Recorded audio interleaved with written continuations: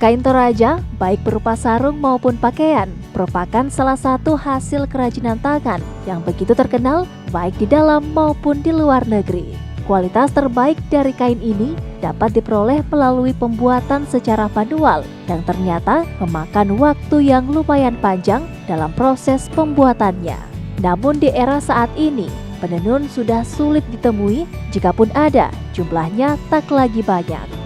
Hermin, salah satu warga Tanah Toraja yang saat ini menetap di Barabaraya, Kota Makassar, merupakan penenun kain tradisional yang mendalami keterampilan menenun sejak kelas 1 SD dari nenek moyangnya dan memilih menenun secara manual untuk melanjutkan warisan nenek moyangnya. Meski saat ini cara modern sudah banyak dijumpai, Hermin menjelaskan pembuatan satu kain sarung bisa 2 pekan hingga 1 bulan, tergantung dari jenis dan motif apa yang dikehendaki oleh customer-nya.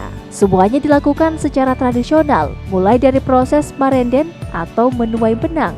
Setelah itu dipanata atau benang-benang dijejer di alat khusus, dan terakhir barulah proses penenunan. Alat tenun yang digunakan pun masih manual dan tradisional dengan beberapa bagian alat seperti balida yang berfungsi untuk mengencangkan benang yang ditenun, tora atau tempat benang yang akan ditenun, api atau penyangga kain, doke-doke atau alat pemisah, lebulun yang berfungsi pengatur benang, kaberan yang berfungsi sebagai pemisah, baloh yang berfungsi untuk penyangga kain, sangka yang berfungsi untuk meluruskan, dan tandayan yang berfungsi sebagai penumpu. Usaha ini sering mendapat pesan dari orang-orang yang akan melaksanakan acara pernikahan khas Toraja dan telah dipesan dari 6 bulan sebelum acara. Harga yang dibanderol untuk kain ini adalah kisaran 500.000 hingga 5 juta rupiah tergantung jenis benang dan tingkat kesulitan. Pertama dulu kan beda dengan benang sekarang. Benang dulu kan masih polos, jadi kita kasih warna dulu, dibasahi dulu, baru dikasih kesumbah ke warna benangnya, baru kita jemur. Habis kering baru kita urai. Tapi yang sekarang itu langsung sudah jadi benangnya, jadi kita tinggal pakai seperti benang ekstra, benang panda yang sudah ada di pasaran sekarang. Terus tahapan-tahapannya Bu untuk membuat Bu, pertama yang tadi apa, benangnya dipisahkan, terus apa lagi Bu?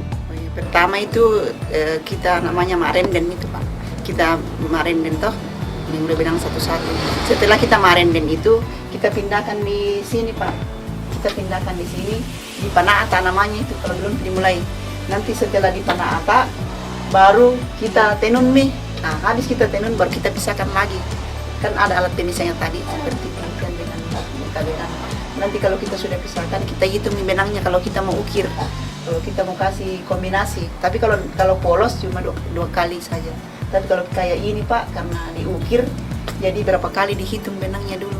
Setelah kita hitung benangnya, baru kita ambil satu-satu, baru kita gambar nih sesuai dengan motif apa yang orang butuhkan. Apa perbedaan yang paling mencolok Bu, ke sarung buatan dari tenun dan tenun manual seperti ini dan sarung buatan dari pabrik Bu? Apa yang paling mencolok perbedaannya Bu? Kalau menurut saya tenun ini Pak, mutunya, kualitasnya.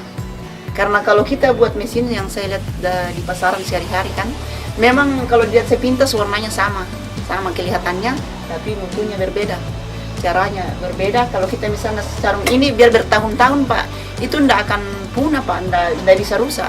Kalau tenun mesin itu 1 kali saja dicuci Pak, itu sudah berubah warna. Oh iya. Saat ini, Ibu Hermin berharap agar mendapat perhatian dari pemerintah dikarenakan kebutuhan yang dia hadapi saat ini adalah lokasi yang lebih luas dan strategis agar memudahkan dalam proses produksi dan proses pemasaran nantinya. Irfan P. Putra, Sabta Wardana, Fajar TV dan Fajar Radio melaporkan.